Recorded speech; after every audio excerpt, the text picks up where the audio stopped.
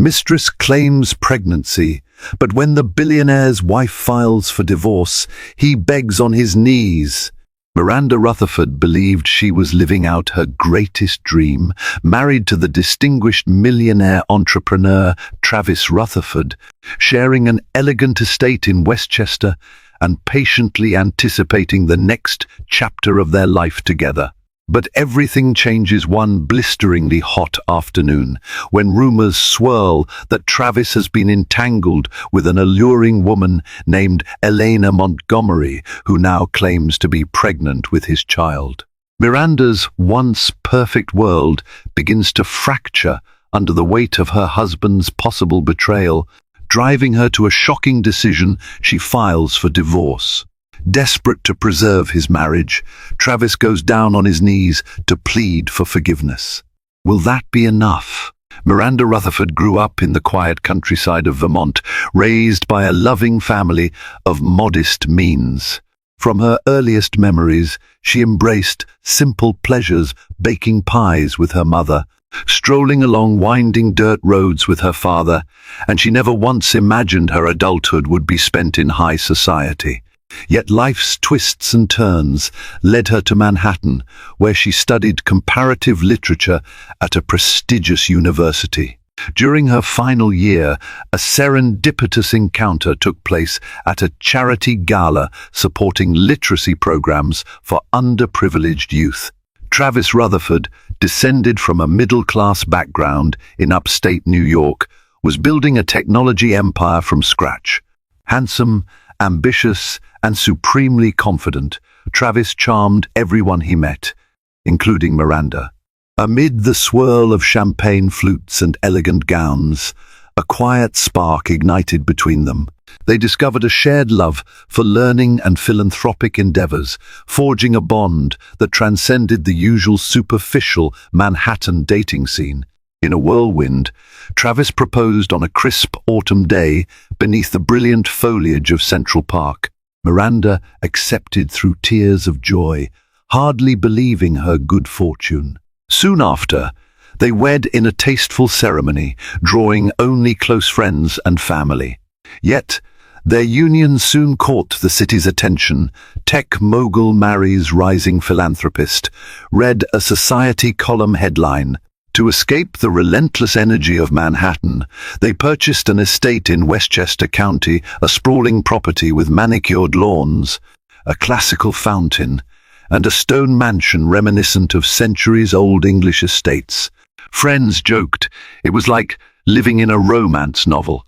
Inside that luxurious refuge, Miranda filled her days with writing philanthropic grants, curating antique furniture, and planning the future with Travis. She also embraced her new role as hostess for charity events, where high-profile investors and dignitaries regularly mingled in candlelit halls. If anyone asked, she would say she was content, ecstatically so. Unbeknownst to Miranda, this semblance of perfection was more fragile than it appeared. While Travis showered her with expensive jewelry and spontaneous weekend getaways to the Hamptons, Miranda occasionally sensed an undercurrent of tension in his spirit. Always the risk-taker, Travis had grown addicted to the high-stakes environment of big business, forging deals over late-night dinners, forging alliances with unscrupulous but powerful investors, and chasing expansions beyond the local horizon. But still, any fleeting worries she had quickly dissipated whenever Travis returned home, enthralling her with stories of how these deals would fund new philanthropic projects. He radiated a confidence that everything was under control, and she believed him without hesitation until that pivotal summer day, when a name she had never heard before, Elena Montgomery, began echoing in hushed circles. In the vibrant hush of Westchester's rolling hills, Miranda's life seemed like a dreamy snapshot of marital bliss. Yet, hidden in the corners, the soft cracks of betrayal were starting to form. When they inevitably widened, the entire structure of her marriage threatened to come crashing down. Summer in Westchester meant languid afternoons beneath lush trees and gentle breezes carrying the scent of roses across the Rutherford estate. As the days grew warmer, so did the murmurs that something was amiss in Miranda's world. Initially, the gossip trickled in discreetly casual mentions at charity luncheons or cryptic remarks from acquaintances. One afternoon, Miranda visited her friend Celeste Harrington, a well-connected socialite known for unveiling secrets cloaked under polite smiles. Celeste's house was an opulent Tudor-style mansion, dotted with vintage furniture that matched her refined yet slightly ostentatious taste. While sipping lavender-infused tea in Celeste's sunroom, the conversation took a startling turn. "I've been hearing the name Elena Montgomery around the circuit," Celeste said, swirling her teacup.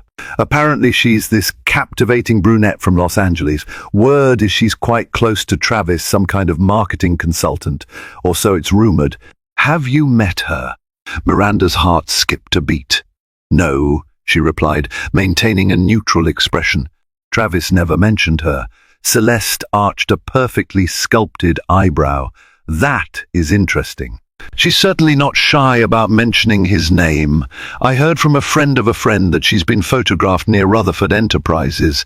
Perhaps it's a purely professional relationship, darling. But keep your eyes open." A disquieting tension gripped Miranda. She tried to reassure herself that Travis had many colleagues. He constantly partnered with marketing experts to expand his business. There was no reason to assume anything was wrong, but Celeste's knowing tone and the slight pity in her gaze struck Miranda to the core. That evening, Travis returned from the city later than usual, looking drained. Miranda carefully prodded him about new hires or recent expansions. He offered perfunctory answers. When she directly asked whether he knew someone named Elena Montgomery, Travis's expression briefly flickered with something like alarm before he painted over it with a smooth, nonchalant mask. "Oh, Elena," he said, lowering his eyes. "She's a marketing consultant, yes. I might have brought her on board for a new campaign." Barely know her beyond that, Miranda wanted to believe him. She forced a cheery smile and changed the subject, pushing away her gnawing doubts. Yet that night, as they lay in bed under the glow of a dim lamp, Travis seemed unusually restless, checking his phone multiple times. Days turned into weeks, and the rumors persisted. Elena Montgomery's name popped up in Manhattan tabloids, linking her to a mysterious millionaire. The pieces started to fit uncomfortably. An intangible wedge formed between Miranda and Travis. Small arguments flared over trivial matters, tension simmering beneath polite interactions. Every moment they were apart, Miranda fought off images of her husband in clandestine rendezvous with a mysterious woman. Uncertain how to handle the swirl of suspicion, Miranda clung to the life she had built. Yet deep inside, she sensed an approaching storm. She had no way of knowing how devastating it would be, or that Elena Montgomery's next move would shatter every illusion. Miranda still clung to. A morning sun, warm but not yet scorching, flooded through the tall windows of the Rutherford estate. Miranda was in her study, meticulously drafting a grant proposal for an urban literacy program. Her phone, resting on a mahogany desk, glowed with an incoming message from Celeste. "I heard something big is about to go down. Are you okay?" Before she could reply, the doorbell reverberated through the mansion. It was an unusual time for visitors. The staff typically expected deliveries around midday, not so early. Miranda went to the foyer, half expecting a courier or perhaps one of Travis's associates. She opened the door to see a woman who perfectly matched the room's description. Tall, brunette, elegant in a white blazer and matching slacks. She offered a small, gracious smile, though her dark eyes shone with a peculiar glint. "Miranda Rutherford?" she asked politely, though it seemed more a statement than a question. "I am," Miranda replied cautiously, heart pounding. "May I help you?" The woman held out a manicured hand. "I'm Elena Montgomery. I believe we share an acquaintance in your husband, Travis. Miranda's breath caught in her throat. She stared at Elena, struggling to maintain composure. I see, she finally said, stepping aside to let the woman in. I wasn't aware you were coming. Elena glided into the foyer, gaze flitting around the pristine interior. She seemed to be sizing it up, as if calculating its worth. I'm sorry for arriving unannounced, she said, voice laced with a practiced innocence. But I need to speak with you about a matter of some urgency. She paused, eyes meeting Miranda's. It's best if we discuss this privately. Miranda led her to a small sitting room off the main hallway, gesturing for Elena to take a seat on a plush sofa. She perched on the edge of a wingback chair opposite. All right, she said, inhaling slowly to quell her anxiety. I'm listening. Elena's lips curved into a tight smile. I won't sugarcoat it. I've been seeing Travis, romantically. It's not something I intended to happen, believe me. I wasn't looking to hurt anyone. She let out a staged sigh, but things spiraled, and now I'm pregnant. Miranda felt the color drain from her face, the blood roaring in her ears. She gripped the arms of the chair to steady herself. Pregnant? She echoed weakly, her mind reeling in disbelief. She wanted to call Elena a liar, to demand she leave, but the woman's confident demeanor suggested she was thoroughly prepared for that reaction. Elena nodded, her expression morphing into feigned sympathy. I know this is a lot to take in, she murmured, but Travis has been well. He's been distant lately, and I suspect he hasn't told you about us because he's scared. Speechless, Miranda trembled with hurt and rage. She had suspected an affair, but a child? That revelation was a brutal betrayal. Elena studied her, a flicker of satisfaction surfacing behind her concerned facade. Miranda recognized in that moment that the woman's presence here wasn't merely to inform her. She had a purpose, and it boded ill for the Rutherford marriage. The late morning sun cast harsh light across the polished marble floors as Elena Montgomery left, her final words echoing in Miranda's mind. I don't want a war, but the child's future matters. I hope you and Travis can understand that. Miranda stood in the silent foyer, stunned. Rage, betrayal, and heartbreak warred in her chest. She wanted to scream, to cry, to gather evidence that Elena was lying, but deep down she sensed the woman's claim was too confidently delivered to be mere bluff. Already, the threads of her marriage felt as though they were unraveling under her feet. In the hours that followed, Miranda's mind spun in circles. She considered ignoring Elena's visit, but that was impossible. She briefly thought about calling Travis, demanding an explanation over the phone, but decided she deserved to confront him face to face. By the time the clock neared 5:00 p.m., she resolved to do just that. Travis walked in shortly after dusk, shoulders slumped from a grueling day, or perhaps from guilt. The grand foyer lights gleamed overhead as Miranda stepped forward. Her eyes, usually warm with greeting, brimmed with heartbreak. He froze. Miranda, you look what's wrong? He asked, setting his briefcase down. In a voice trembling with suppressed fury, she replied, Elena Montgomery visited me. His complexion visibly drained. He ran a hand through his hair as if scrambling for composure. Oh, God, I was going to tell you, but... Miranda let out a bitter laugh. You were going to tell me what? That you've been seeing her behind my back. That she's claiming she's pregnant with your child. Travis dropped his gaze to the marble floor. I'm sorry, he whispered. We had an affair for a few months. It began while we were launching that new marketing project. I didn't mean for it to happen. It just did, and I didn't know how to end it gracefully. He looked up, eyes pleading. I swear I never wanted to hurt you. Miranda's voice cracked. You've done more than hurt me. You've destroyed everything. A raw wave of pain surged through her. Her dream life, this mansion, their philanthropic plans, the family they once envisioned, felt like a facade built on quicksand. Is she really pregnant?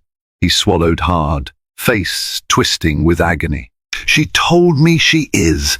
I'm not even certain if it's mine. She said it is, and now she's threatening to go public if I don't support her financially. Miranda closed her eyes, tears slipping down her cheeks. She had half hoped Elena's pregnancy was a malicious lie, but hearing Travis confirm the possibility shattered her illusions.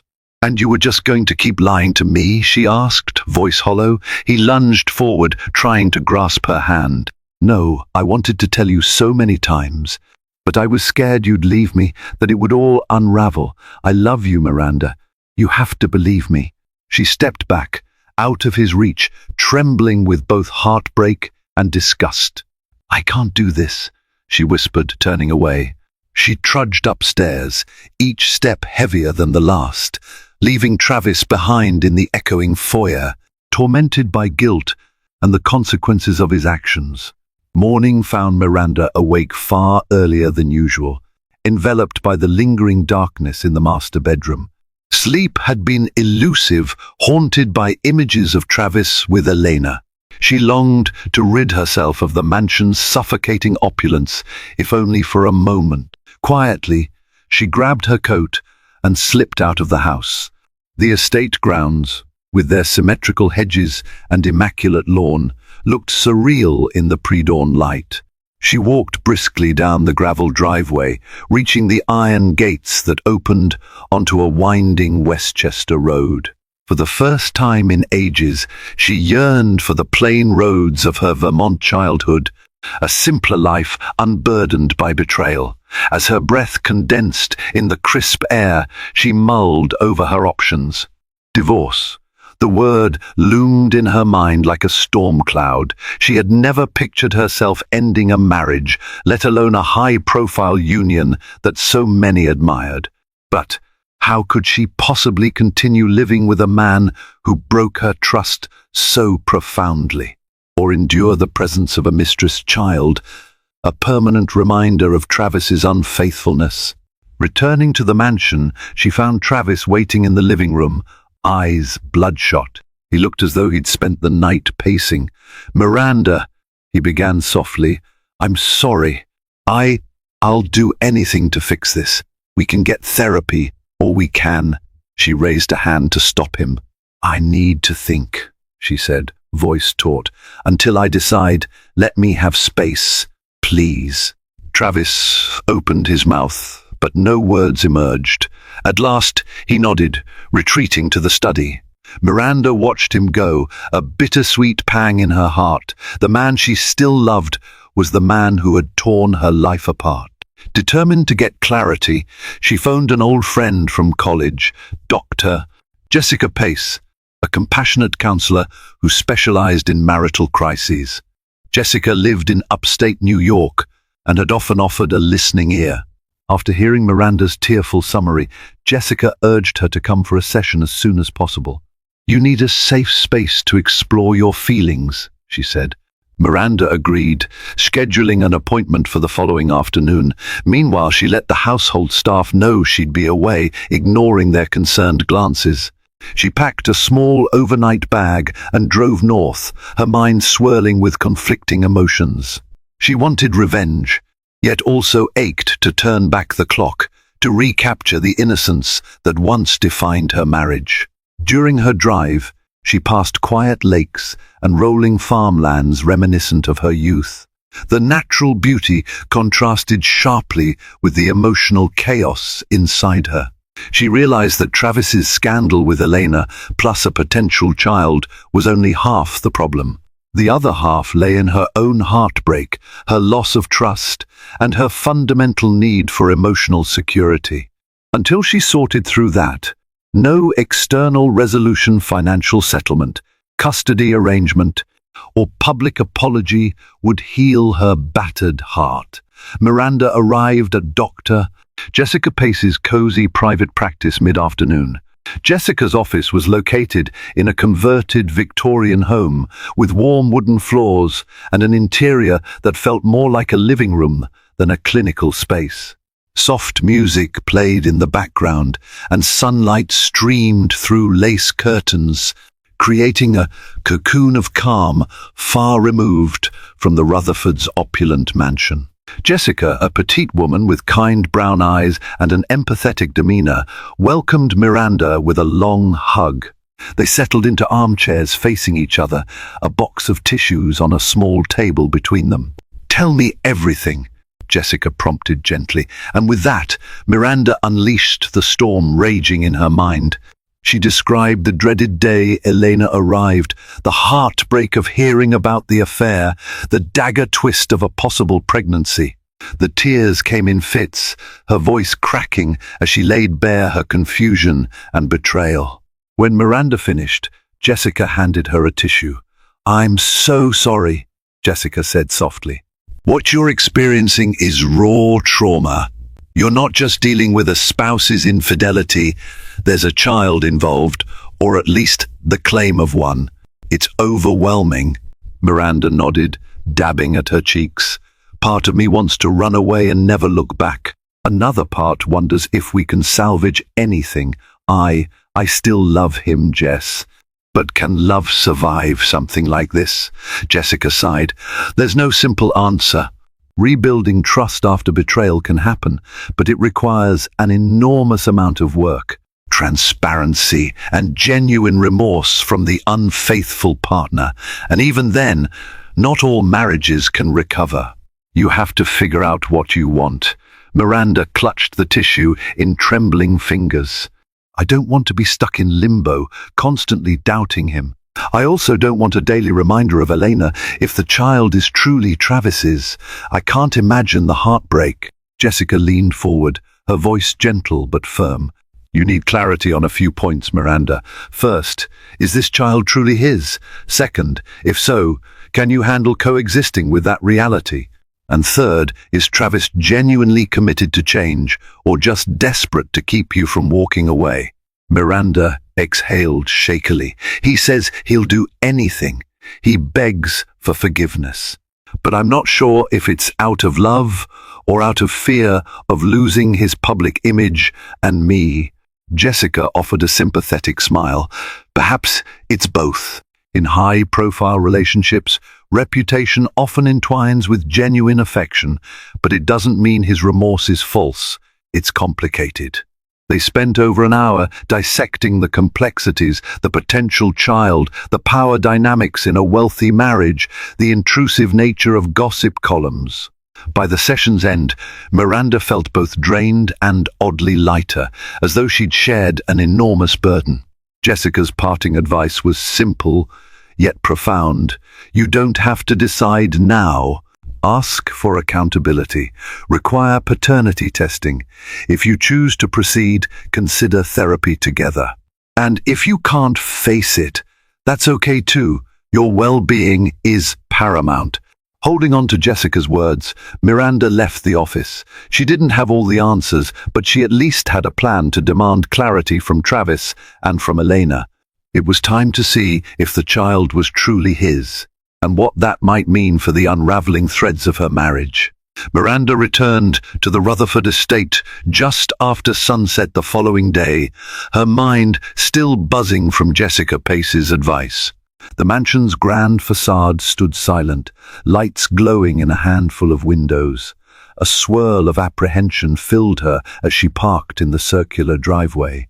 She found Travis in the living room, perched on a sofa with a whiskey untouched beside him. He stood the moment she entered, relief and anxiety contorting his features. "Miranda," he breathed, stepping toward her. "You were gone so long. I was worried." She tightened her coat around herself, meeting his gaze. "We need to talk." They sat opposite each other, the coffee table between them feeling symbolic of the distance that had grown. Miranda took a steadying breath. "I visited a friend who's a counselor. She helped me think things through." He swallowed. "I'd do counseling with you. Anything. Just please, let me fix this." Miranda glanced at the swirling patterns in the Persian rug, then back at him.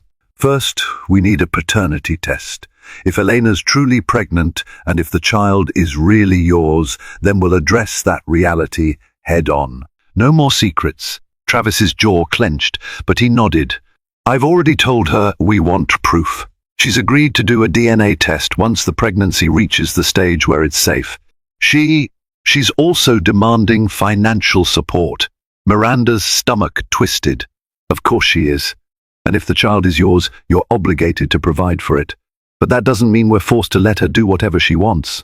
She paused, letting her next words settle. If we even stay together. The color drained from his face. You mean you're considering divorce? Miranda's heart pounded. Yes, Travis. You lied to me. You betrayed me. And you left me to find out about your mistress's pregnancy from her own lips. Part of me can't imagine living under the same roof with you anymore. He leaned forward, voice cracking. I'll do anything to keep you. I regret everything with Elena. It was lust and stupidity. I never stopped loving you. I swear. Tears pricked at her eyes. She fought to steady her composure. I can't survive on your apologies alone. Actions matter. If you truly want a chance, you'll be transparent, show me your finances, your phone, everything. No more secrets, no more separate accounts or last-minute business trips. We go to therapy. We rebuild trust from zero if it's even possible. He clung to the hope in her last phrase, nodding fervently. Yes, anything, I promise. No more secrets. At that moment, the phone rang, shattering the tense quiet. Travis reached for it, then froze, noticing the caller ID. It's Elena, he muttered. Miranda nodded for him to answer.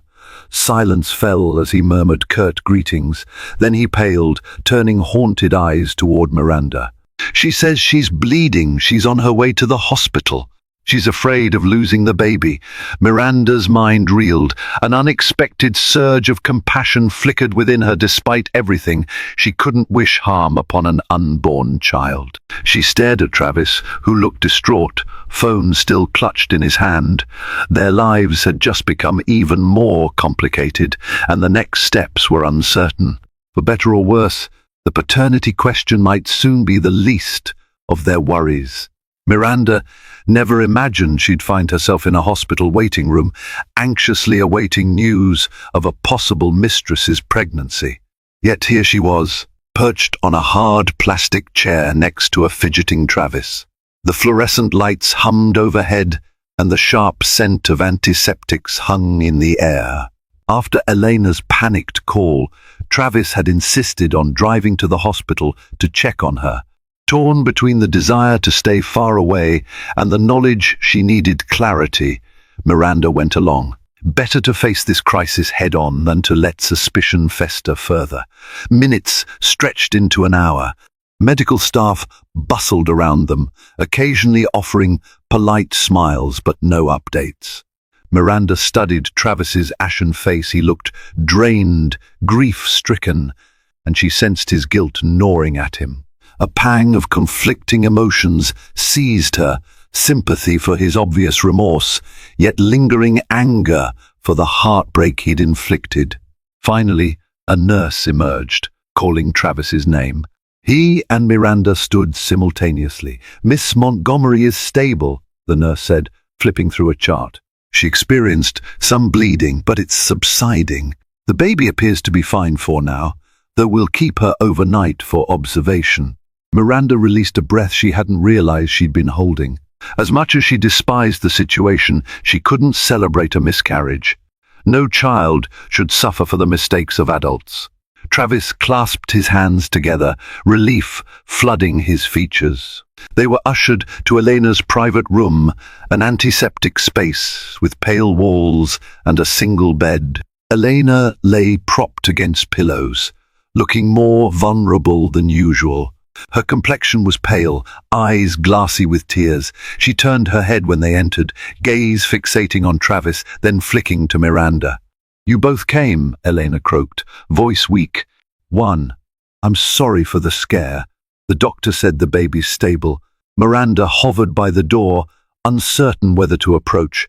Travis moved closer to Elena's bedside. "That's good news," he said softly. "We were worried." A wave of tangled emotions threatened to break Miranda's composure.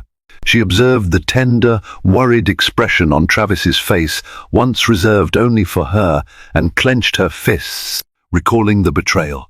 With effort, she forced a calm facade. "I'm relieved you and the baby are safe," she said, her words measured, "but we need confirmation. We want a paternity test as soon as it's medically advisable." Elena's eyes flickered, a mixture of resignation and annoyance. "I understand," she murmured. "I'll do it, but you'll see, there's no reason to doubt me. Travis is the father." Miranda's pulse hammered. "Then we'll handle it. But until we have proof, let's not jump to conclusions about anything else." Elena gave a weak nod, settling back on the pillows. A tense silence fell, laden with unsaid words. Eventually, Travis mustered a stiff farewell, promising to check in the next day.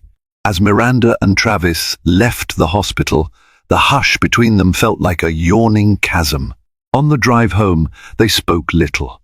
Each was lost in private torment, Miranda grappling with the potential reality of raising or acknowledging her husband's child with another woman, Travis still wrestling with guilt. They pulled up to the Rutherford estate, under a moonlit sky, the mansion looming large, a silent reminder of the illusions they once called a perfect life. 2 days after the hospital incident, Miranda found herself in the mansion's expansive library. The regal shelves of leather-bound volumes usually brought her comfort, reminding her of quiet afternoons spent reading with Travis curled by her side. But now, every piece of this house seemed tainted by betrayal. She clutched her phone, scrolling through messages from friends, each asking if she was okay, noticing her absence from social events. The tabloids had been swirling rumors about Travis, but nothing concrete. Her heart panged, recalling how she once took pride in their stable union amidst high society's turbulence. But stability was gone now, replaced by a dizzying swirl of betrayal, a potential child, and a mistress brazenly stepping into her life. She exhaled shakily, picking up a business card from the desk. James Delgado, Esquire. He was a reputable divorce attorney, recommended by Celeste Harrington, who privately confided that she, too, had once needed legal counsel for a messy breakup. Her finger hovered over the phone's keypad. Could she truly take this step? The vow of till death, do us part, echoed in her mind. But so did the painful images of Elena claiming pregnancy, Travis kneeling in guilt. Ultimately, she reasoned that knowledge was power. Consulting a lawyer didn't necessarily mean she had to finalize a divorce. She needed clarity on her rights and how to protect herself if the paternity test confirmed Travis was the father. Resolute, she dialed Delgado's number. He answered in a courteous yet businesslike tone, and she explained her situation in broad strokes, no mention of Elena's name, just that an affair and possible out-of-wedlock pregnancy threatened her marriage. She could almost hear the empathy in Delgado's measured words. "Miss S. Rutherford, I understand this is painful. I'll walk you through your legal options. If you decide to file for divorce, you should know the financial and custodial implications in a high net worth situation." They arranged a meeting for the next day at his downtown office. After the call ended, Miranda felt a strange sense of calm, even as her heart hammered in her chest. She was taking charge of her own future, no longer passively awaiting the next blow. That evening, Travis returned home earlier than usual, wearing an anxious expression. He approached her in the lounge, attempting to share updates about Elena's condition. Apparently she was ordered to bed rest for the next week. Miranda listened in stony silence. When he mentioned the baby's upcoming ultrasound, she found her resolve hardening. This child, if truly his, would forever alter their marriage dynamic. "You should know I'm seeing a lawyer tomorrow," she said quietly. Travis's face fell. "You can't mean that. Miranda, please." She felt tears threaten but pushed them back. "I need to protect myself," she said, voice trembling. "And if the baby is yours, I need a clear path forward, whether it's in this marriage or not." Travis sank into a nearby chair, raking a hand through his hair. His shattered expression might once have softened her heart, but she had spent too many nights crying. The lines were drawn. The next day, she would learn precisely how to move forward, and Travis's pleas couldn't dissuade her now. Downtown Manhattan's skyline formed a sharp silhouette against the grey clouds as Miranda stepped out of her car, heart pounding. The elevator ride up to James Delgado's law firm felt interminable, the soft hum of the machinery intensifying her nerves. Yet, a calm resolve underpinned her anxiety. She was here to find clarity. Delgado's office was sleek and modern, perched on the 27th floor. Floor-to-ceiling windows offered a dizzying view of the city below.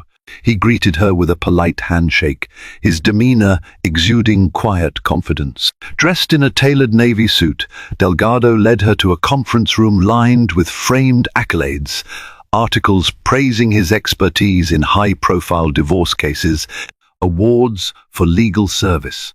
"I'm sorry we're meeting under these circumstances," Delgado began, "but rest assured, my team and I will do our utmost to help you navigate this situation." Miranda explained the basics. She had discovered her husband's affair, the mistress's pregnancy claim, the uncertainty swirling around them. Delgado listened without interruption, taking succinct notes. Then he carefully laid out her options. "First," he said, leaning forward, "if you decide to file for divorce before the paternity test, you can cite adultery as grounds. However, it might be strategically advantageous to wait for the test results. If the child is indeed his, it influences potential settlements and any ongoing obligations." He paused, selecting words with precision. High net worth divorces can be complicated. There are shared assets, trust funds, possible businesses. The public aspect can also complicate negotiations. Miranda nodded numbly. She'd known it would be complex, but hearing the labyrinth of legalities spelled out turned her stomach. Delgado continued, "Should you proceed with the divorce, we can negotiate spousal support and property division. If Travis is the father, there might be child support obligations for that child. That complicates the financial picture." A swirl of fear and heartbreak coiled in her chest. "So basically, if the baby is his, we'll have to factor that into the settlement." Delgado offered a gentle nod. "Indeed, it's not your responsibility to fund his mistress's claims, but a portion of Travis's resources would likely be diverted for child support, which can reduce the household's net assets. We'd want to ensure your interests remain protected." Miranda's mind flickered with a painful realization. Even if I stay with Travis, part of our fortune could go to support Elena's child. Would she ever find peace in that scenario? She asked Delgado about confidentiality. She dreaded tabloids feasting on her personal tragedy. He assured her they could petition for sealed records and discreet negotiations if both parties cooperated. If both parties cooperated, he emphasized. After nearly 2 hours of exhaustive discussion, Miranda rose from her seat, feeling both drained and oddly empowered. Delgado placed a neatly organized folder in her hands, containing details of potential next steps. "You don't have to decide right away, Mrs. Rutherford. Take your time. But if you do choose to file, we'll be prepared." She left the law firm, stepping into the windy Manhattan afternoon. The bustle of taxis and pedestrians underscored how the world marched on, indifferent to her heartbreak. Clutching the folder tightly, Miranda realized she stood at a crossroads: remain in a fractured marriage to see if trust could be salvaged, or take the leap into an uncertain future with divorce.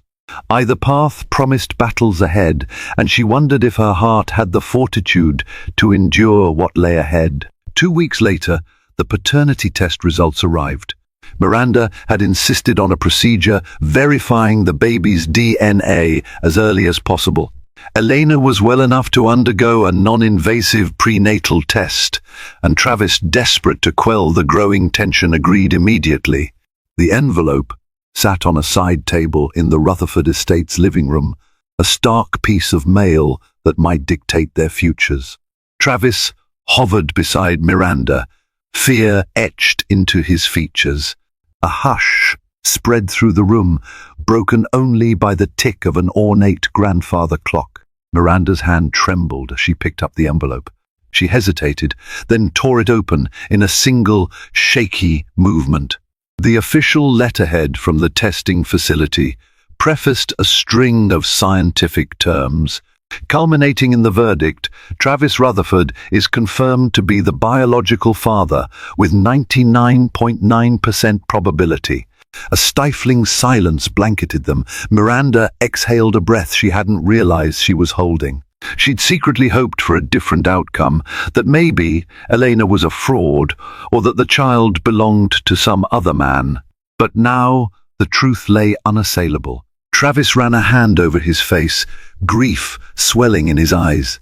"I'm so sorry," he whispered, voice choked. He attempted to place a hand on Miranda's shoulder, but she stepped away, cheeks hot with anger and heartbreak. "How could you do this to us?"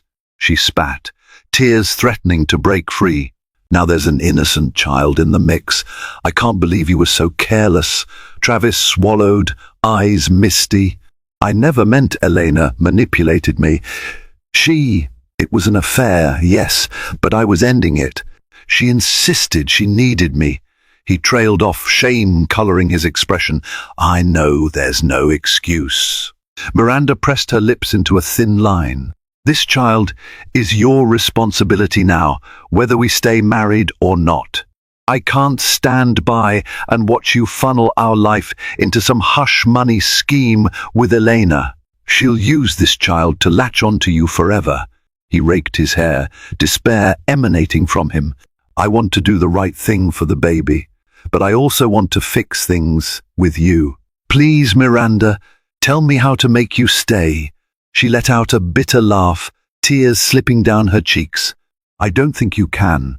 I can't share my home with the constant reminder of your betrayal. It's not just me now. Imagine raising our future children with your mistress's child overshadowing our family." She paused, voice cracking. "I can't bear it, Travis." His face contorted with desperation, but he found no words to counter the stark truth in hers. Finally she turned, marching out of the living room with the test results still clutched in her hand. She left him standing amidst the marble columns and ornate decor, a wealthy man who had just discovered that money can't shield one from the ruinous consequences of infidelity. Upstairs, behind a locked bedroom door, Miranda let herself collapse into sobs. In her trembling hand was the business card for James Delgado. She stared at it through blurry eyes, realizing that the time had arrived. After all, she had promised to wait for the paternity test's outcome. Now that the results were undeniable, the path forward was heartbreakingly clear. It was a crisp morning when Miranda slipped into James Delgado's office once more, her expression set with grim determination. She wore a simple black dress, far from her usual elegant ensembles, as if embracing a symbolic mourning for her marriage. Delgado greeted her with respectful sympathy, then guided her to the same conference room they'd occupied previously. She handed him the paternity results. "It's confirmed," she murmured. "The child is his. I want to proceed with the divorce." Delgado offered a small nod. "Understood. We'll move forward. I've drafted the necessary paperwork citing adultery as grounds. Given Travis's high net worth, we'll also request a fair share of assets. Spousal support, especially considering the emotional distress you've endured. Have you considered whether you want to keep the Westchester estate or any particular properties?"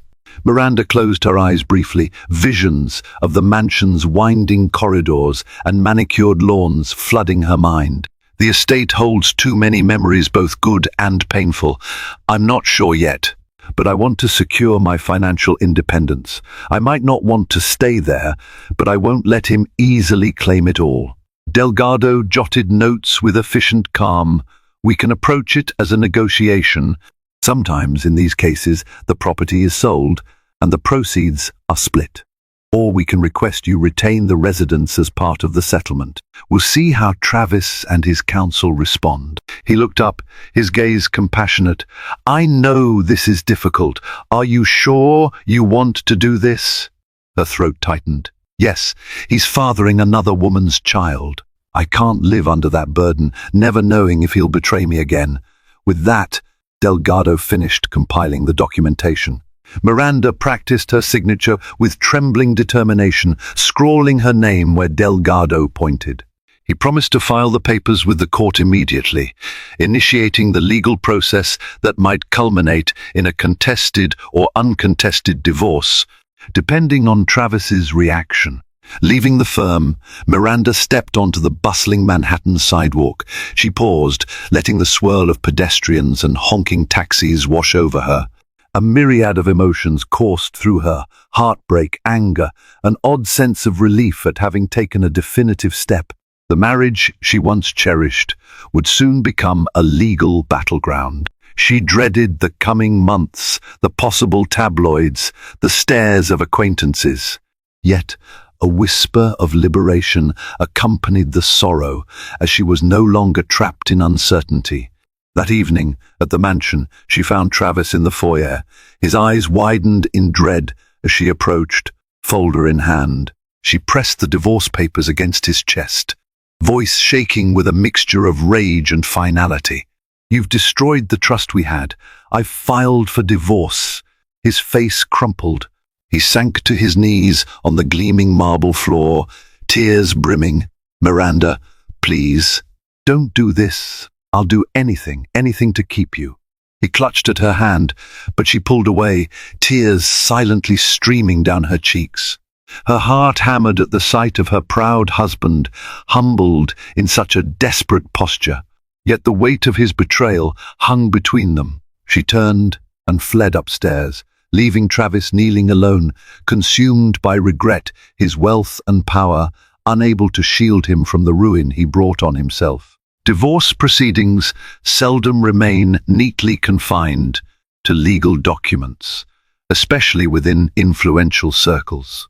In the weeks that followed Miranda's official filing, the Rutherford name became the subject of hushed gossip at every Westchester soiree. Old family friends approached Miranda with guarded sympathy or morbid curiosity. She deflected their prying queries, focusing instead on finalizing her exit strategy. Meanwhile, Travis vacated the Westchester estate upon Miranda's request. He took residence in a penthouse suite in Manhattan, ironically the very place he'd once retreated to for late business nights. The hush-money negotiations with Elena commenced, too, under the watchful eyes of both Miranda's and Travis's lawyers. If the child was indeed Travis's, monthly support would soon follow. Through it all, Travis bombarded Miranda with messages of remorse and pleas for reconciliation. Flowers arrived daily at the mansion, bearing heartfelt apologies in handwritten notes.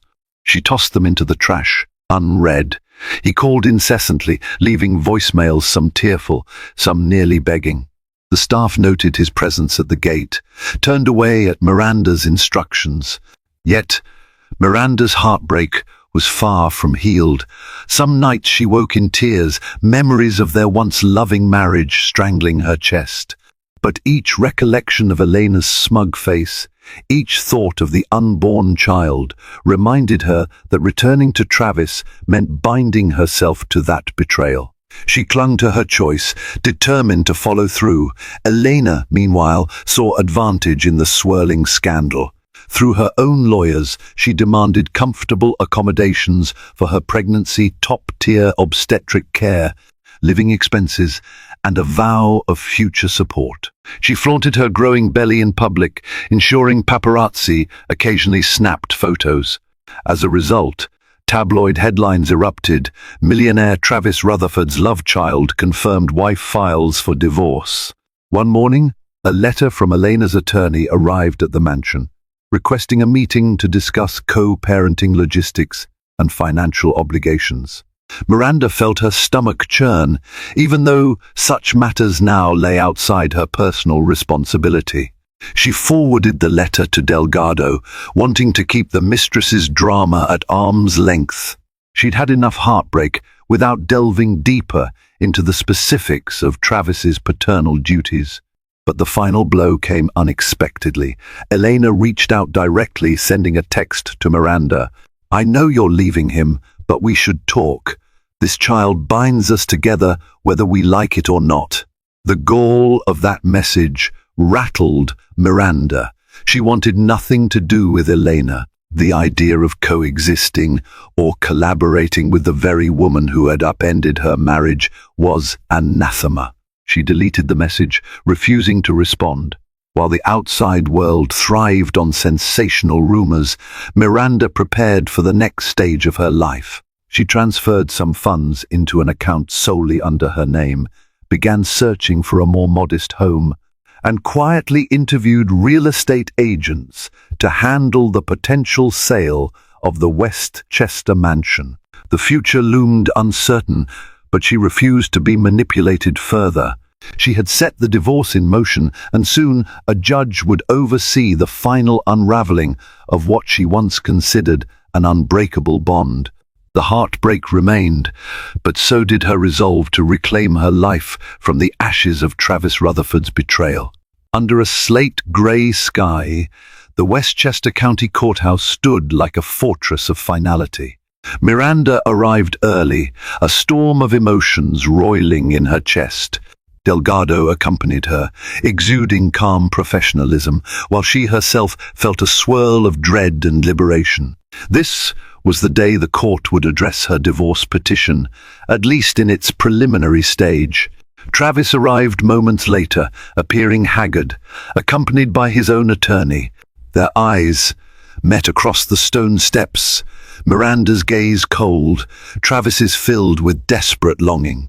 They entered the courtroom, past the curious stares of bystanders who sensed a high-profile meltdown in progress. Inside, the hearing proceeded in a subdued flurry of legal formality. Delgado outlined the grounds for divorce: Travis's admitted infidelity, the confirmed paternity of an extramarital child. Travis's lawyer attempted to soften the blow, emphasizing his client's remorse and readiness to fulfill spousal support obligations. Yet the presiding judge, a stern-faced woman with piercing eyes, showed little patience for any theatrics. She scheduled a second hearing for final arrangements, giving both sides time to finalize a property settlement. For now, the marriage was effectively in the final countdown. As they exited the courtroom, Elena Montgomery stood in the corridor, an unwelcome surprise. She was more visibly pregnant now, her designer dress hugging the growing bump. Travis tensed at the sight of her. Miranda bristled, anger flaring at Elena's nerve. Delgado placed a cautionary hand on Miranda's arm, but Elena approached anyway, lips curving into a sly smile. "Travis," she said, voice breathy with mock concern. "I was in a separate hearing room discussing child support. I guess we're done now, so I wanted to say hi." She cast a glance at Miranda, who stood taut with fury.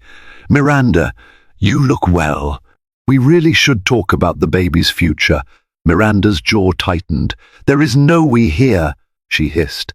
"Your choices brought you and Travis together. You can handle the consequences without involving me." A flicker of scorn crossed Elena's face. "I understand you're divorcing him, but eventually, if this child's part of his life, you might cross paths."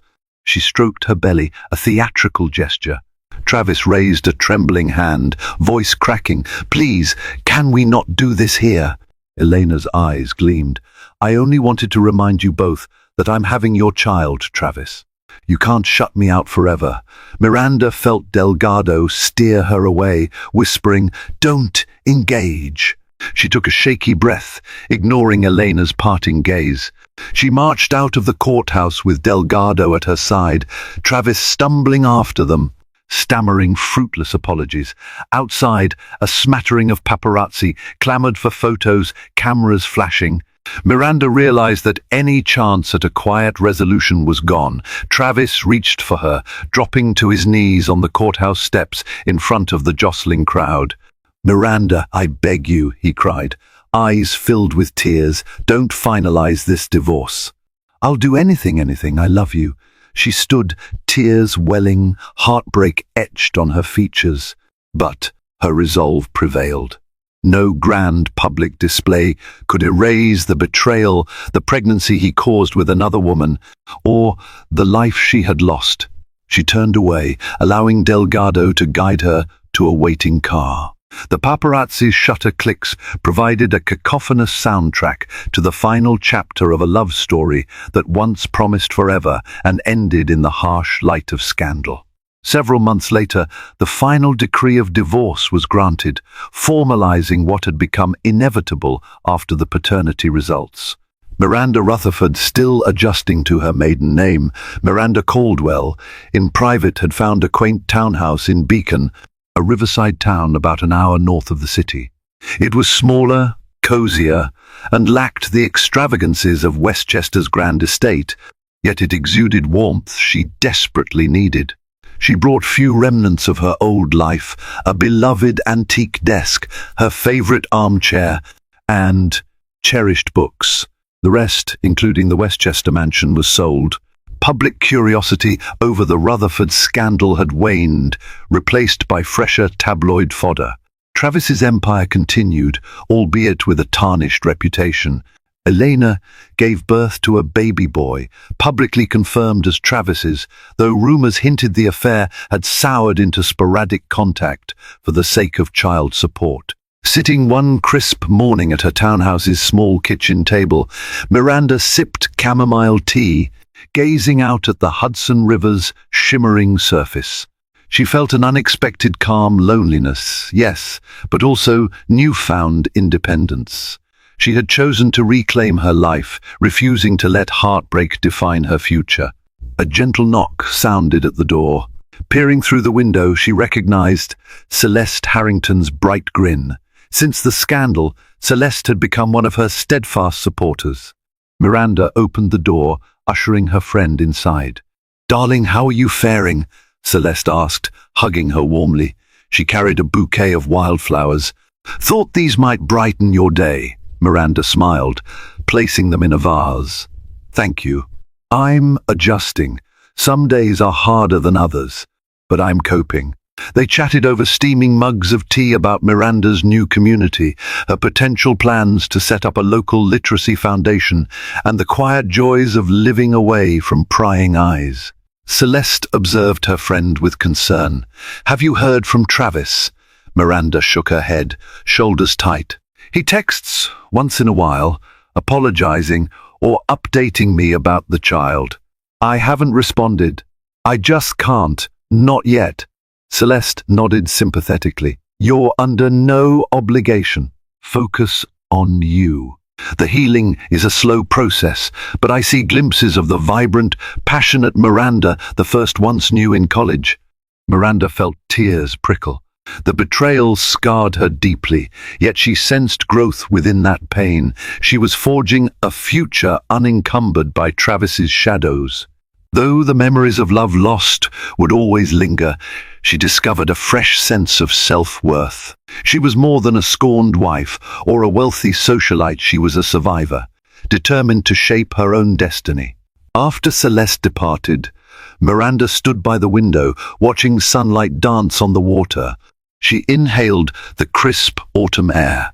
For the first time in months, a tentative smile graced her lips. She was free from secrets, from a marriage built on illusions, from a cycle of heartbreak. Tomorrow might bring fresh challenges, but she had faced her darkest hours and found the strength to walk away.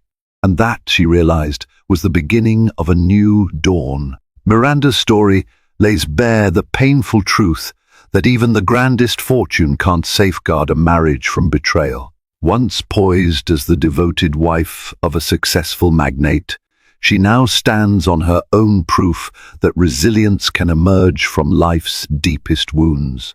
The mistress's bombshell pregnancy forced Miranda to confront her husband's infidelity and ultimately led her to rebuild from the ashes of a shattered fairy tale. Through heartbreak, legal battles, and public scrutiny, Miranda rediscovered the power of her own voice and the resolve to protect her future. Thank you for following Miranda's emotional journey. If her story resonated with you, please like this video to show your support, share it with friends who appreciate poignant, real-life drama, and subscribe to our channel for more captivating stories. Your engagement encourages us to continue delivering stories about resilience, love, and life's unexpected turns. Stay tuned for our next heartfelt saga.